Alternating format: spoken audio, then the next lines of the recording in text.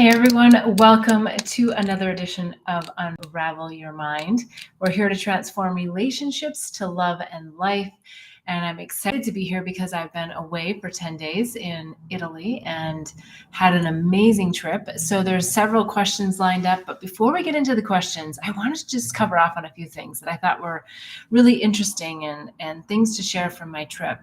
I found that there was so many great reminders going to Italy. I've been there many, many times. Maybe 5 or 6, but I used to go there a lot, and then finally said, no, I need to go around the world.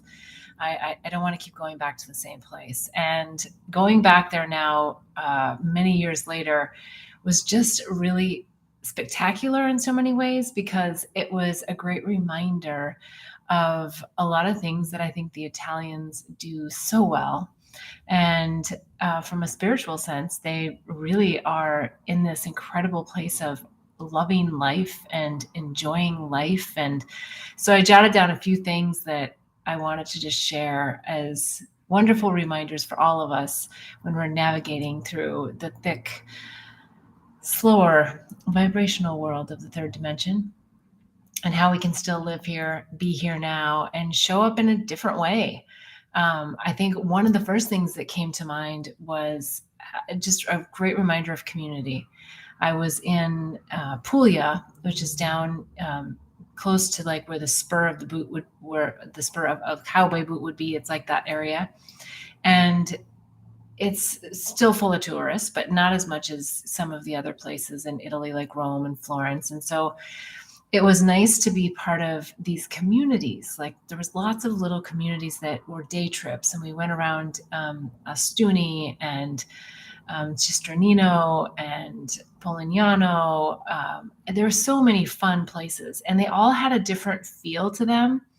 But what was beautiful is we were in the old town, and you could feel the community vibe. You could feel all the history. You could feel all the things that had happened, but also just how they really connect in community, the Italians, and they're just really there, like working their businesses, and yet they take a break from 2 to 5. We sat at one incredible restaurant, and lots of people were coming to the door. We got there just as they were, not closing, but before they were taking their last table seating around 2. And there was many people that came to the door that wanted to sit and eat. And, from more of an American mindset, one of my friends, was saying, isn't it just fascinating that they turn away this business knowing that they could be making a lot more money, especially now, we're coming down to the end of a lot of their tourist season. Why wouldn't you want to just maximize and just milk, the tourist season for all it's worth? And, as we sat there, we all kind of laughed about that, knowing that that's such an American industrialized nation concept, right? And so looking at them going, no, because they want to spend time with their family, they want to rest, they want to also just, it's part of their culture, they want to not be catering to tourists, they want to live their life as they know it. So it was a beautiful reminder how that siesta in the afternoon, and I'm sure that they're still working and doing things during that time, but just to be able to take the time, make the time, is just such a great reminder of something that we just don't even have culturally here. I mean, can you imagine taking from 2 to 5 off from whatever job it is that you do? So that was a great reminder. A couple of other things, I got to look at my notes here, that I thought was just really fun to see again is, oh, yes. Italians are great at expressing themselves. I just love how emotional they are. When you're like in it, it feels like, like what's happening. But you can see that they just say it like it is. They just express themselves, and then it's done. And then they move on. It's like, oh, okay. And why can't we just do that more? Maybe we don't need to do it in such a forceful or passionate way. Maybe there's an in-between way. But if we all just spoke our emotions and felt our feelings like they do, the world would be such a different place, wouldn't it? And yet we're sort of rewarded for being quiet or being in control of our emotions and our feelings, or not having any feelings, right? Just being emotionless. That is a way to get ahead, especially in the corporate world. So we remain quiet sometimes, in ways that I think if we just came out and said, "Hey, this is how I'm feeling," um, you could clear it. You could move through it. People would know exactly where you stood, and there wouldn't have to be all this water cooler discussion, about blah blah blah. He said this, she said that. That we could just say everything that we were thinking and feeling out loud to each other, so we could just work through it and move on, and not have that vibration of all the chatter that happens behind everyone's back. And so it's been a long time since I've been in that corporate environment, and I'm not suggesting that it's just in corporate. I'm just suggesting that it's such a wonderful feeling to just be able to feel your feelings and passionately express them, be heard, and move on. So I think that was a great lesson. The other thing that comes to mind is we stumbled upon a festival in one of the cities, and it was so nice. They were just singing and dancing, and we stumbled into this, not stumbled literally, but stumbled upon um, uh, an Italian restaurant that was vegetarian, not vegan. And so it was kind of cute. They had a sign, "Save the sheep." And so we sat there and had a wonderful time. And before we knew it, there was a little band that came. There was three guys, sitting on chairs and boxes, and one young kid, and an older gentleman, and not old but older, and then another guy showed up.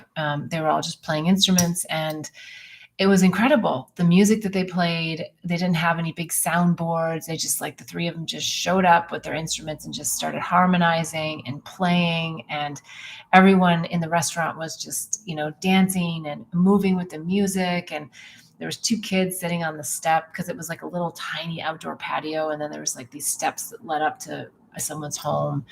And the kids were just, playing and laughing and jiving with the music, and nobody was on their phone. Nobody was,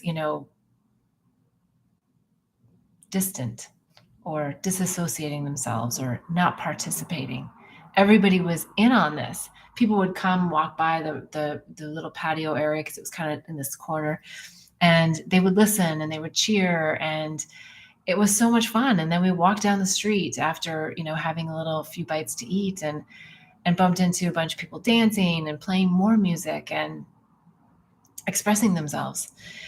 We eventually got to a larger piazza where there was a whole group of people dancing in a big circle, and there was a point where the circle broke into pairs, and there was this young man. I don't know, maybe he was 16, and he was by himself, and he didn't have someone to pair in. And so, I don't know, spirit just inspired me. I jumped in, and I was like, I'm just going to dance, with this partner, be his partner. And as I said, I think he was probably like 13, 14. And so maybe he was 16, but he wasn't that old. And he was terribly uncomfortable with me. I got bumped out of the whole group. An older gentleman said, like, "You can't be here." And then 2 moments later, after I'd gotten out of the circle, the gentleman just like pulled me back in, and brought me back in. And it was just an interesting experience to feel like I was sort of ousted there for a minute. I think because I wasn't Italian, and because I didn't understand the language. And then he realized what that meant by sort of bumping me out and not including me. And he brought me back in. And even though he spoke Italian, I could figure out what, he was calling out for the moves, and just followed everybody else. And it was just such an amazing experience. And I just really appreciated how we can just be in community together, and yeah, just as strangers come together and have fun. So I think there was a couple of other things. Yeah, I was kind of already saying this, people living in community.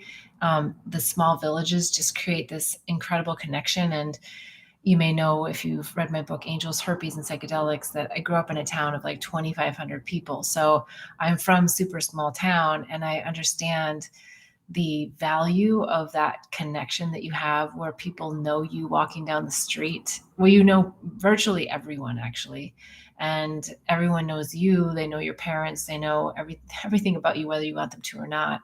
But the upside of that is that you feel part of a community, and it's not a place where you really ever feel alone. You might have loneliness, but that was really palatable in these small little villages, and how much everyone cared for one another. So that was super fun to be part of. Um, I think some of the other things, let's see.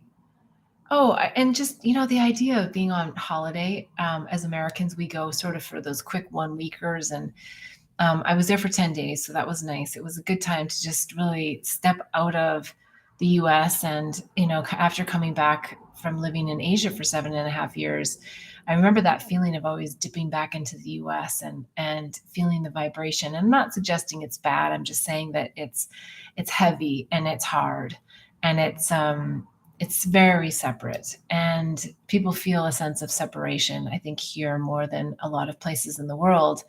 And having been back in the United States now for a few years and not traveling a lot, especially with COVID, not international, I haven't really stepped out of this energy. For me, it was amazing. I just love to step out of the US energy and to be in other cultures. And it just shifts you in a way to go to someone else's culture, to feel different feelings, and to watch people express themselves in different ways, and how much that helps us to just expand our consciousness and expand the tiny bubbles that sometimes we get ourselves into. I've lived abroad and around the world, and so I know what it's like to come from many different perspectives. But I also know what it's like when you're in one place for a really long time and you're not really exposing yourself to new ideas. So I really appreciated the trip. I feel so grateful that it all aligned. I was able to hang out with some amazing friends. It just there's coincidences that, of course, are not really coincidences, with friends, and that just felt super fun. A couple of friends came to Ostuni. Another friend I was able to meet in Rome. They were flying out the same day from Canada. So it was just fun, and with a great group of people, in an amazing villa. And so lots and lots and lots of stories and lots of connections were made. So I am so grateful for that. I would love to hear about your trip, though. So if you've taken any trips, whether it's far or near, anything that shifted you culturally, I would love to hear about it. So please put it in the comments below. All right, so let's jump into a couple of the questions that came in this week, that I would love to answer. And again, with the whole intention of transforming relationships to love and life. And so, first question is, what is the difference between goal setting and intention setting? I might have covered this on a previous, but this one, I think, is so pertinent for right now, because goal setting is not a bad thing, but goal setting comes from a different energy. It comes from here's my goals and I'm going to achieve this.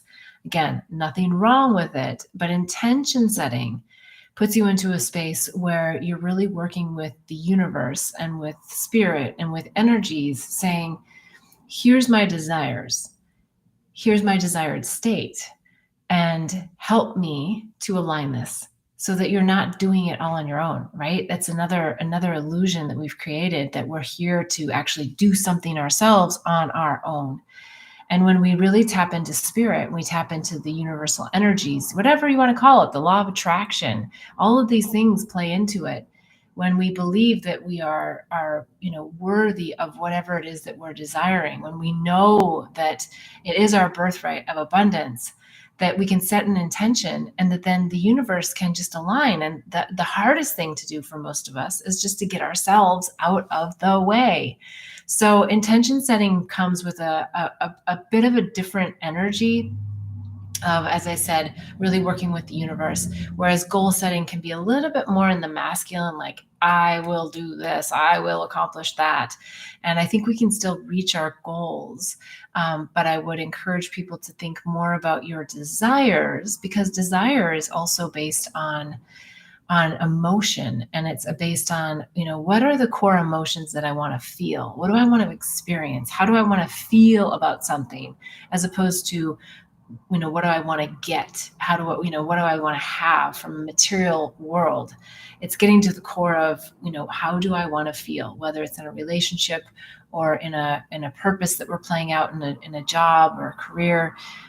Really getting into that desire and intention and letting the universe help us out. I know I've been guilty myself so many times of wanting to just do when spirit has asked me to sit back and be in that state and allow and attract the things that I desire, as opposed to work hard and be humble, which is my programming. And again, it doesn't mean that we don't have periods in our life where we're not working hard. Of course, we take inspired action and we actually, do step into our calling and our purpose and participate. So it's not about non-participation. It's just the energy and the nuances as to how we want to do this. If we want to do it with ease and grace, or we want to do it with, power and force. So that would be my offering on that question. I'm more than happy to hear anyone's thoughts. If there's something more you want to comment on, please put it in the notes below, even if you're watching this on replay. Okay, question number 2. Within the last few years, I've had 2 people I know well commit suicide. I still struggle with this and would like to know what you think about people committing suicide and how to deal with being the survivor. Yeah, it's a real serious topic, and it's a big one right now. I think there's a lot of situations happening where people are really not wanting to be on the planet. And I think it's can be easily summed up in one thing. And I'm not saying it's easy, but it's easily summed up to say that it's a mind virus. There's a virus in our mind that comes to us, an idea that we start to formulate more and more stories around, that then makes us really just step back away from the magic of living life, because we get so caught up in our web of this storyline and this virus of the mind, that it's really hard sometimes for people to be able to step out of that thought construct that just takes them down to a place where they just don't see a way out. And so suicide, as you may know from other videos that I've talked about this, is something where no matter what, you've come here in this lifetime to learn lessons. And if we exit early, which is always an option that we can choose to exercise, we will always come back in another life to learn those same lessons. So in a sense, suicide is very futile, because we still come back and start over in many respects, to learn those lessons as a human being here in this dimension. While I understand that doesn't make suicide any easier for anyone, it is a choice that people can exercise. They can choose with free will to take their life.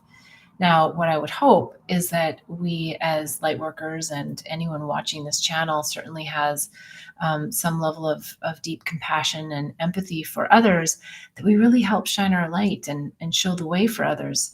It doesn't mean that we always have the answers, but it means that we can really show the purpose that we have, and the North Star that we have, and the knowingness that we have, that we're all connected and that we're all supported, that we're all in this together.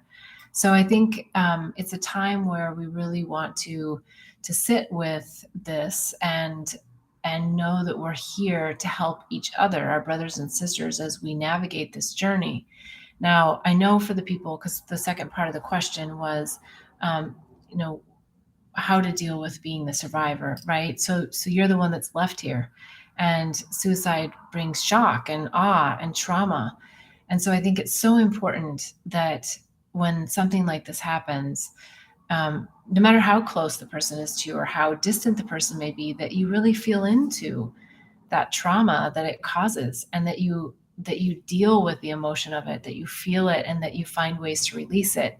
In some ways, it may be seeking professional help, people who have the skill sets to really help you get into that emotion and feel it. Because as we know, grieving in general, not just suicide, but grieving has, I think it's 5 or 7 main stages. And one of them is anger. And a lot of times we're really good at suppressing our anger. But if we do, and we don't actually express it instead of suppress it, it can cause a lot of issues within ourselves and create our own trauma and our own storyline. So I think my advice on that would be to really find a safe place to be able to talk it out and talk it through, so that you don't feel alone and that you don't get into your own mental thought loops and constructs that are rabbit holes, that are places that take you into lower vibrational thinking and just that lower vibrational feeling. We're here to enjoy life. We're here to have this experience as humans, and we will come back, chances are, over and over again throughout many lifetimes to have numerous experiences before we choose to actually go back to oneness and into a place where we don't show up in a human body in this lower vibrational field. So I hope that that's helpful. I'm happy to hear anyone else's thoughts and comments, or if you want a little bit more on that, please let me know. I'm happy to share. Okay, so let's go to the next question. Question number 3. What are a handful of red flags that can pop up in new relationships, 1 to 3 months in, depending on how much time you spend together? Well, this is a very interesting question. I love relationships as much as I love these. It's always so individual for people. One of the things that comes to mind to share is try not to look for the red flags. What I mean by that is sometimes we can get really focused on the things that we don't like or the things that aren't consistent, with our belief systems. And if you've come into a relationship, there's a chemistry between the two of you that has pulled you together and has caused you to want to be together for whatever reason, for whatever period of time. And so I would look for the opportunities for the life lessons that that person is bringing in for you before I would start looking for the red flags. Now, I'm not saying don't use your discernment. The red flag, I would say, is if you get a feeling, in your gut, or you get a feeling in your heart, or a heaviness in your chest, or, a weight on your shoulders, that those things shouldn't be ignored, right? So it's still using the discernment. And so if that creates a red flag, which just means that you're having a feeling about it, don't ignore it, right? Don't ignore it. But I'm just saying, don't really go into a relationship thinking, oh, I got to find all the red flags, because you will. You'll create the red flags if you want, because your mind is going to drive that energy in a way that is not necessarily going to be for your biggest lesson that that person might bring you. It might bring you into a more shallow lesson of judgment and not being grateful for all the things that they bring. So focus on the things that you're loving about them. Yes, the red flags may be there. Feel into your body, have the discernment. All those things are good. I think the other thing, though, that comes to mind about the first 3 months is, it's really the first year a lot of times, but the first 3 months especially, there's a lot of sexual chemistry, a lot of second chakra energy that comes into play. And, that whole phrase, love is blind, is certainly very true. So everything seems perfect in those first 3 months. In the first 6 months, even in the first year, the honeymoon period. And then after that, people's true colors really start to come out. But what's beautiful about the true colors is that those are the lessons that you signed yourself up for in the relationship. So look for the lessons, maybe not as much the red flags, but use your discernment and really be present in the relationship. Show up for yourself and who you really are. Don't hold back. Have the deep conversations. And if someone's not interested in having the conversations, the deeper conversations, and they're only interested in whatever, eating out and being social, or only interested in the sexual component of it, or only interested in, one aspect of the relationship, then that may be another thing that you want to just really, really allow yourself to feel into and say, does that resonate for me? Is this really how I want to spend my time? Is this deep enough for me? Is this going to help catapult me? I mean, I think I look at relationships as 3 main types. There's certainly more, but there's the relationships that are going to catapult you forward, right? So is this person helping you to just like, wow, I'm just expanding my thinking and the way that I view the world? And that's great if they are. Or is this person just helping me to marinate? Is this person helping me feel stable and grounded? And, that's in many cases, a great place to be too. But the other place could be that they're actually holding you back, that you're not speaking your truth, that you're feeling like, oh, I'm not sharing what it is that I want or need in this relationship. And that gets to a sticky spot. So really pay attention to those relationships that are holding you back or making you step back to fit their mold as opposed to further expression of who you are. So those are the relationships that are super healthy, super good for us, and they can rotate. I mean, they can rotate between catapulting us forward and maybe grounding and stabilizing us. But when we get to that place where they're pulling us back, if they're not willing to have the conversations, if they're not willing to do their own growth, your partner, then that's when you really want to say, maybe this isn't the relationship that I want to invest my time in. And identifying that up front is so much easier to then step out of than later on when you've developed a lot of routines and your life cords are certainly entangled and all of these things. So the earlier that you can really feel into your body, express yourself, and know yourself in this relationship, to what lessons you're bringing in and being willing to learn, the better off you're going to be in the long term, and the stronger the foundation you're going to build for a long-term relationship, if that's what you're looking for. So I'd love to hear your comments, and if there's anything more that you'd like to talk about on that topic, I'm happy to cover it again next week. Okay, so the next question, number 4, how important is it to have daily contact and connection with my spirit guides? And how do I do it? I love this question. I think, having that connection is always there. Our guides are always waiting for us to speak to them, to request things from them, to hear what they have to say. They're all aspects of our higher self. They're all aspects of ourself in another dimension. And so it's always available. Whether we actually take the time to do the connection is another thing. So that means quieting the mind. That means sitting and asking. I love to do connection through, I would say, journaling. I do a lot of remote writing. I do a lot of connection and listening through meditation. Other people do more rituals, and I've probably started to do more of these ritualistic things more recently, but actually journaling is a ritual. Meditating is certainly a ritual.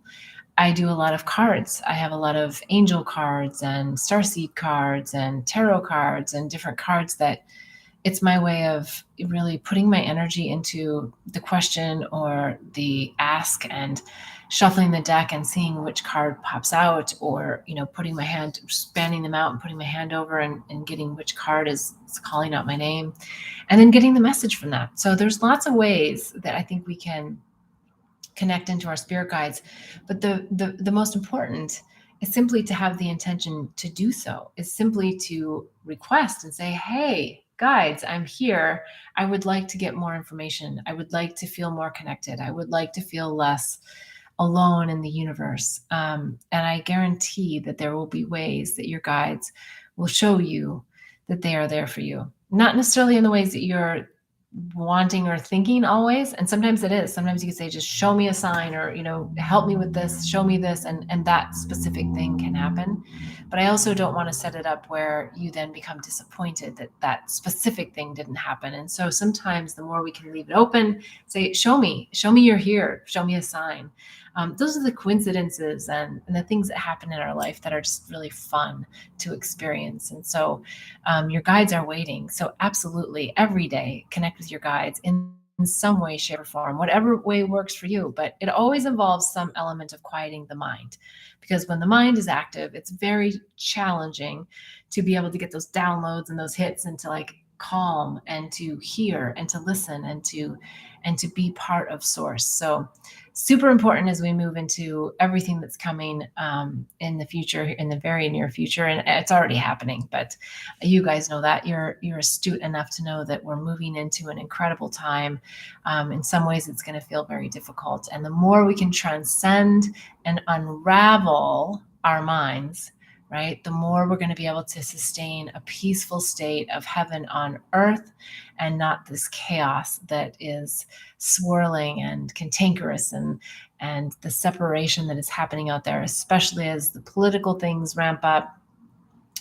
We really want to be sensitive to not stepping into these ideations around separation, and that we step into connection and community and support for one another. So we'll talk, I'm sure, a lot more about that as time goes on and as questions come in. So I greatly appreciate your time today. I greatly appreciate everyone who's submitted questions. I can't wait to hear more. So if you're watching this on replay, you can type them in the chat. You can private message me on Beth Bell Live on Facebook. You can message me on Queen Bliss B on Instagram. So lots of different ways we can communicate. I look forward to hearing anything that you have on your mind that we can help transform in relationship to love and life. So until next week, I'm wishing you much bliss and love and peace and happiness.